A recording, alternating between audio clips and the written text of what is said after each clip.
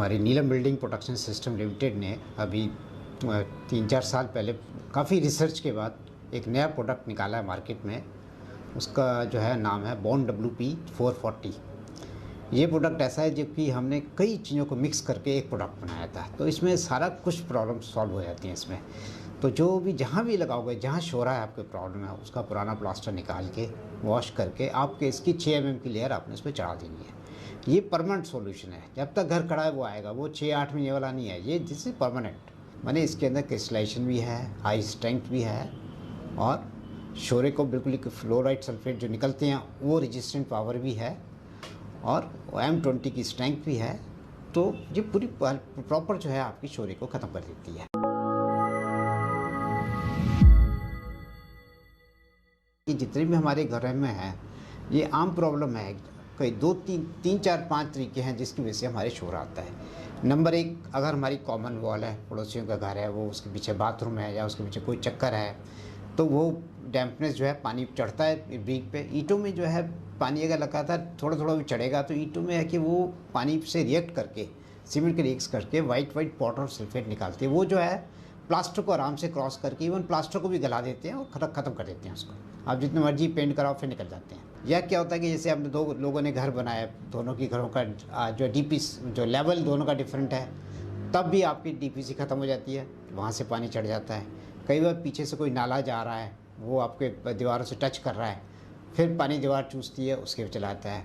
तो जो नीचे की मिट्टी होती है हमारी, वो 100% जो है साफ़ सुथरी नहीं होती, उसके अंदर केमिकल्स होते हैं। वो पानी के साथ जब केमिकल ऊपर चढ़ते हैं तो ब्रिक से रिएक्शन करते हैं, रिएक्शन करके वो शोरा बन के बाहर को निकल आते हैं, जिससे हमारे पेंट भी निकल जाते हैं घरों के और बहुत सी जगह पे तो प्लास्टर भी भुर जाते हैं, इतना बुरा हाल होता है। ये शुरू से यूज़ करने वाला प्रोडक्ट है, क्योंकि खाली शोरा ही नहीं ख़त्म करता ये एक्चुअली मल्टीपर्पज़ प्रोडक्ट है। हमने इसको मल्टीपर्पज़ बनाया है कि एक ही बिल्डिंग से छत को छोड़ के आप पूरा घर को वाटरप्रूफ कर सकते हैं। उसमें क्या क्या चीज़ आती है, जैसे आपने बेसमेंट बनाई, बेसमेंट में रिटेनिंग वॉल के ऊपर आपने 6 mm की लेयर चढ़ा दी, आपको कोई भी कुछ करने की ज़रूरत नहीं है, उसके बाद सीधी मिट्टी भर दीजिए, तो ये बेसमेंट के लिए हो गई। उसके बाद होता है कई लोग बेसमेंट नहीं बनाते, वो वैसे ही खड़ा करते हैं, तो उनकी DPC जो है वो वर्टिकल और हॉरिजॉन्टल, आप उसमें भी इसको यूज़ कर सकते हैं। आपकी कभी राइजिंग टेम्परेचर की प्रॉब्लम नहीं आएगी कि वो नीचे से जो पानी ऊपर चढ़ता है वो ख़त्म हो जाएगा। दूसरा है कि अगर पड़ोसी वॉल की जो है आपका और आपका लेवल डिफरेंट हो रहा है, तो आप इसको एज ए वर्टिकल DPC की तरह यूज़ कर सकते हैं। मैंने अपनी दीवार को प्लास्टर कर दीजिए इसी का 6 mm का, तो आपकी वर्टिकल DPC बन गई, तो पड़ोसियों का पानी आपके फिर नहीं आएगा। फिर आ जाता है आपके बाथरूम्स आते हैं, बाथरूम में भी यही यूज़ होगा और बाथरूम में कभी लीकेज नहीं आएगी, क्योंकि दूसरी कोटिंग्स होती हैं 1 mm की, आधा mm की ब्रशेबल कोटिंग है, वो कहीं ना कहीं से थोड़ा भी झटका लग गया, टूट गया, क्रैक हो गया तो प्रॉब्लम आती है। ये 6 mm मोटी लेयर है और M20 की स्ट्रेंथ है, तो इसके ना तो टूटने का डर होता है, ना ही बाथरूम कभी लीक करेगा आपका। तीसरी चाहते वाटर टैंक बना रहे हो, स्विमिंग पूल बना रहे हो, तो हर जगह यही प्रोडक्ट यूज़ होगा। घर में जैसे आप बनाया, बड़ा घर बनाया, बाहर बालकनियाँ बना देते हो आप बालकनियों के दीवारों पे देखा होगा आपने, सोसाइटीज़ में देखा होगा, सब जगह देखो, बाहर की जो सोसाइटी के बाहर के जो छज्जे होते हैं जिससे हम बालकनीज़ हैं, वहाँ सबके पेंट साफ़ होते हैं। आपने कहा वहाँ पर धब्बे आ रहे हैं, वो कैसे आपने तो इतनी अच्छी बिल्डिंग बनाई थी फिर भी आ गए। तो आप बालकनी में भी, आप फर्श पे भी और 1-1 फुट ऊपर चढ़ा दो, तो आपकी बालकनी कभी ख़राब नहीं होगी, आपके घर की दीवारें भी नहीं ख़राब होंगी। क्योंकि दीवारों में भी बाहर बालकनी बनाई, वहाँ लगा दिए, बहुत बढ़िया टाइल लगा दिया आपने, अब टाइल के जॉइंट में से पानी घुस गया। अब जो आपकी दीवार जो है, जो घर के अंदर लग रही है, कमरे के साथ लग रही है, उस दीवार पानी तो घुस गया टाइल में, उस दीवार ने पानी चूसा, तो आपका उस कमरे की दीवार भी ख़राब हो गई। तो ये सबसे बचने के लिए आप 1-1 फुट तक इसको चढ़ा दो बालकनी में, तो आपका कोई भी चांसेस नहीं है कि आपके घर में लीक हो जाएगी। जैसे मैं सपोज़ करो इसके ऊपर पानी भर दूँ, पानी अंदर नहीं जाएगा, अब हटाएंगे तो सूखी सूखी दीवार निकलेगी। पर मैं नीचे से किसी ज़ोर से फूंक मारूं प्रेशर के साथ, तो बबल बनेंगे, ऊपर एयर निकल रही है, तो इसमें एयर तो पेनिट्रेट होती है, पर no moisture, no dampness, no sulphate chloride, वो कोई उस सब चीज़ों का कोई असर नहीं होता।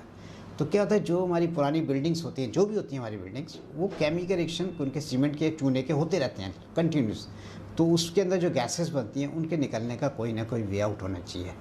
तो इसलिए ब्रीदेबल प्रॉपर्टी जो प्लास्टर होगा, तो उसकी लाइफ बहुत ज़्यादा होती है, एक वो कभी क्रैक नहीं होते। हाँ, इसमें आपने एक बड़ी बकेट लेनी है और पहले पानी डालना है। वैसे जनरली जो बैग हमारे जितने भी हैं उसमें 4.5 लीटर के करीब पानी डलता है, तो आप 4.5 लीटर पानी पहले डालिए। पानी डाल के फिर धीरे धीरे पाउडर को डालते जाइए और उसको अच्छे से हिलाते जाइए। मिक्स हो जाता है पूरा। जब मिक्स हो जाए, आपको 2-3 मिनट लगते हैं, आपने पूरा मिक्स कर लिया। मिक्स होने के बाद इसको 2-3 मिनट के लिए छोड़ देना है।